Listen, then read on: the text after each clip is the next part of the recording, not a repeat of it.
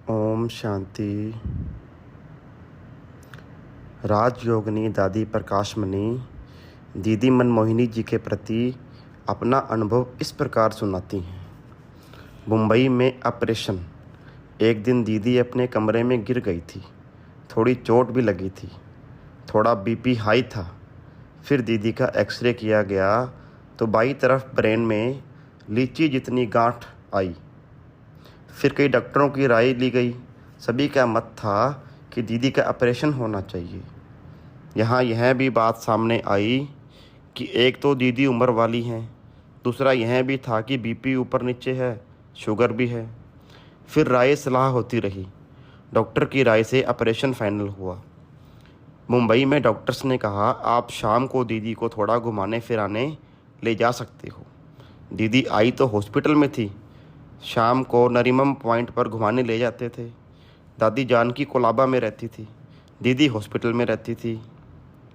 गाम देवी से दीदी को कार लेने जाती थी। इधर से दादी जानकी निकलती थी और उधर से दीदी निकलती थी।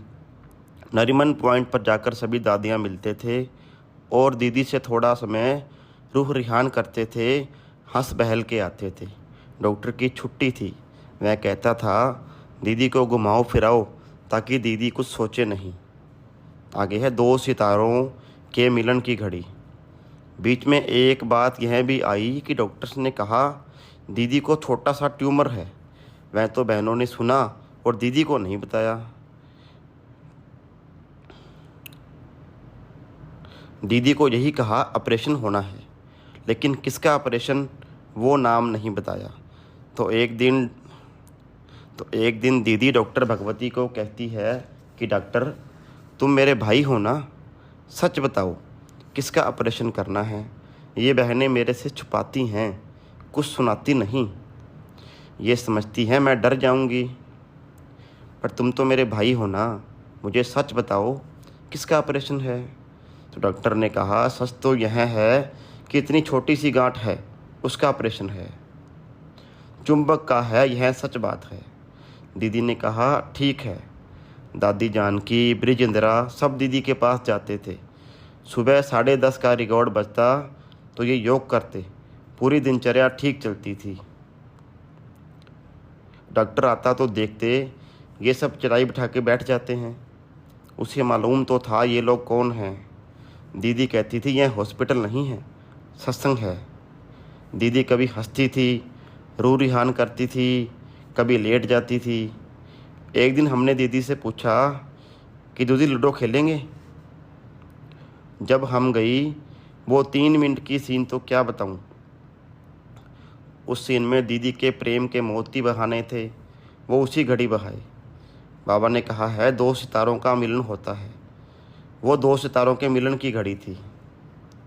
बाबा ने ड्रामा में ऐसी विचित्र जोड़ी बनाई है जो सभी कहते हैं शरीर तो 2 हैं पर आत्मा एक है। प्रैक्टिकल भी ऐसा है। मिलने की घड़ी में सभी को नेचुरल ऐसा लग रहा था। फिर गुलजार बहन, निर्वैर भाई, जगदीश भाई, ये सब पहुँचे दीदी से मिलने। दीदी की गोद में बैठे। दीदी ने कहा, तुम लोग तो बच्चे हो, आओ बैठो।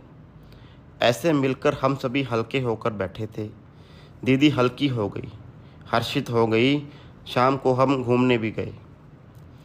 आगे है बाबा स्पेशल मिलने आए। फिर एक 5 मिनट की प्राइवेट बात सुनाऊं क्या।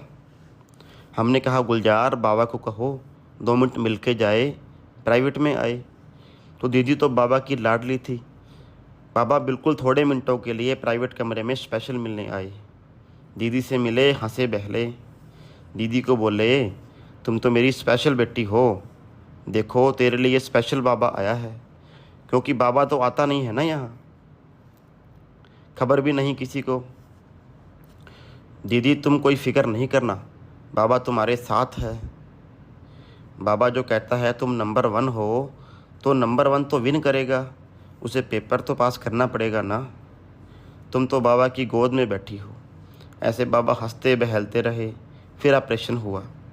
ऑपरेशन के दिन तो मिलने नहीं दिया। अगले दिन हम गई। हमने कहा दीदी, तो दीदी ने आंखें खोली, देखा, मुस्कुराया, बोल नहीं सकी। तीसरे दिन भी मिलकर आई। मैंने कहा ओम शांति। दीदी ने धीरे से कहा ओम शांति। उस दिन दीदी पूरी कॉन्शियस में थी और तीसरे दिन थोड़ा जूस मुख में लेती रही। ऑपरेशन बिल्कुल ठीक हुआ। अच्छा, ओम शांति।